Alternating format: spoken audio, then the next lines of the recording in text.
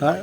আমি ব্ৰহ্মপুত্ৰ পানীৰ মাজতে আমি জীৱন অতিবাহিত কৰিছোঁ যদিও বৰ্তমান কালিৰ পৰা যি বানপানীৰ প্ৰকোপ হৈছে ব্ৰহ্মপুত্ৰৰ, আমি নৈ একেবাৰে ব্ৰহ্মপুত্ৰৰ কাষৰীয়া মানুহ, কিন্তু আমি ভাবিব নোৱাৰা এটা পৰিস্থিতি আহিছে।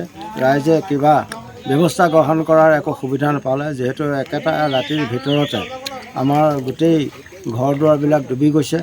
গৰু ছাগলীবিলাক মানুহে ৰাখিবলৈ উপায়ন্তৰ নাই।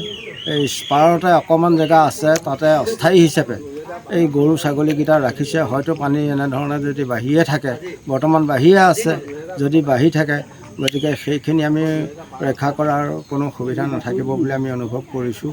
সেয়েহে আমাৰ অৱস্থাটো আপোনালোকে প্ৰশাসনক আমি এটা আহ্বান জনাইছোঁ, এটা অনুৰোধ জনাইছোঁ, আপোনালোকে আহক, আমাৰ অৱস্থাটো আপোনালোকে চাওক। এই অঞ্চলটো কেনেকুৱা এটা জলমগ্ন ঠাই, সেইটো আপোনালোকে নিজে যেতিয়া প্ৰত্যক্ষদৰ্শী হ'ব, নিজে চাই যাবহি, তেতিয়া নিশ্চয় অনুভৱ কৰিব পাৰিব।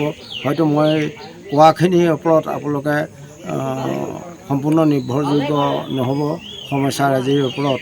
সেয়েহে আপোনালোকক আমি আহ্বান জনাইছোঁ, আপোনালোকে চাওক, চাই আমাৰ সমস্যাৰাজিৰ ওপৰত যদি কিছু আপোনালোকে ব্যৱস্থা গ্ৰহণ কৰাৰ আপোনালোকৰ সা সুবিধা আছে, নিশ্চয় আছে বুলি আমি অনুভৱ কৰিছোঁ।